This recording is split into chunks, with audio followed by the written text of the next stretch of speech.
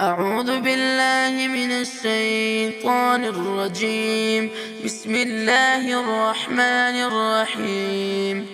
والنجم إذا هوى ما ضل صاحبكم وما غوى وما ينطق عن الهوى إن هو إلا وحي يوحى علمه شديد القوى ذو مرة فاستوى وهو بالأفق الأعلى ثم دنا فتدلى فكان قاب قوسين أو أدنى فأوحى إلى عبده ما أوحى ما كذب الفؤاد ما رأى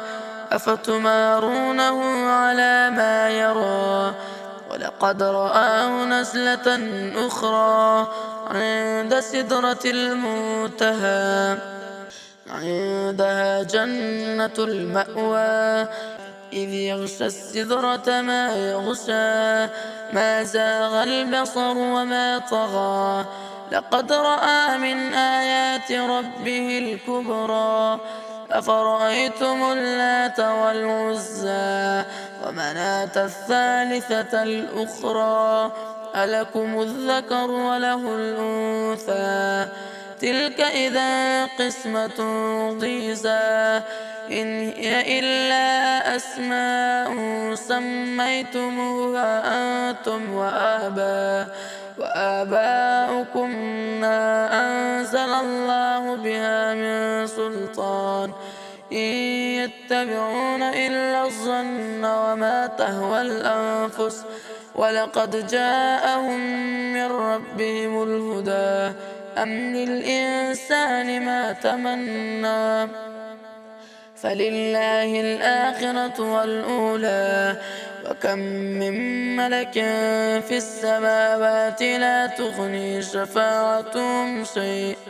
شيئا إلا من بعد أن يأذن الله لمن يشاء ويرضى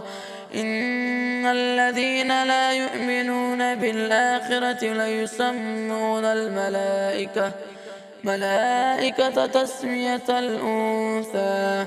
وما لهم به من علم إن يتبعون إلا الظن وإن الظن لا يغني من الحق شيئا فأعرض عمن تولى عن ذكرنا ولم يرد إلا الحياة الدنيا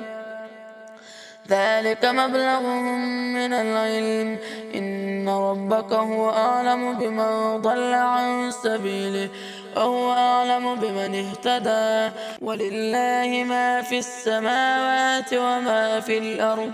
ليجزي الذين أساءوا بما عملوا ويجزي الذين أحسنوا بالحسنى الذين يجتنبون كبائر الإثم والفواحش إلا اللمم إن ربك واسع المغفرة هو أعلم بكم إذ أنشأكم من الأرض وإذ أنتم أجنة في بطون أمهاتكم فلا تزكوا أنفسكم هو أعلم بمن اتقى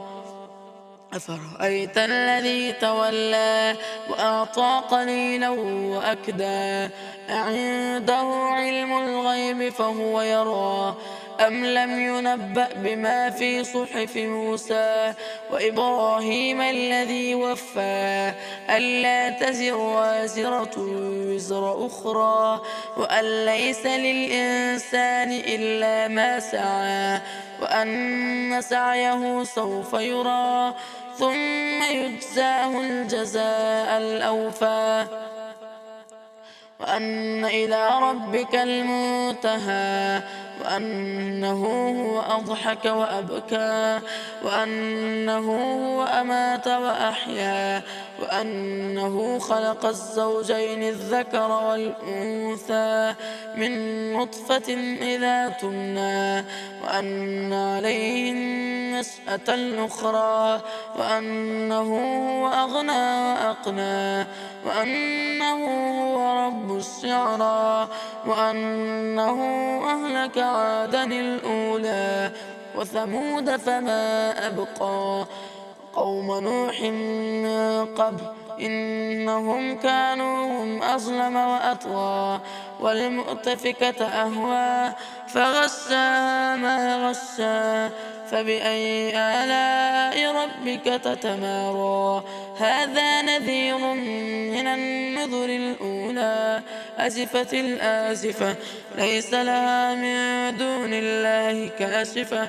أفمن هذا الحديث تعجبون وتضحكون ولا تبكون وأنتم سامدون فاسجدوا لله واعبدوا صدق الله العظيم.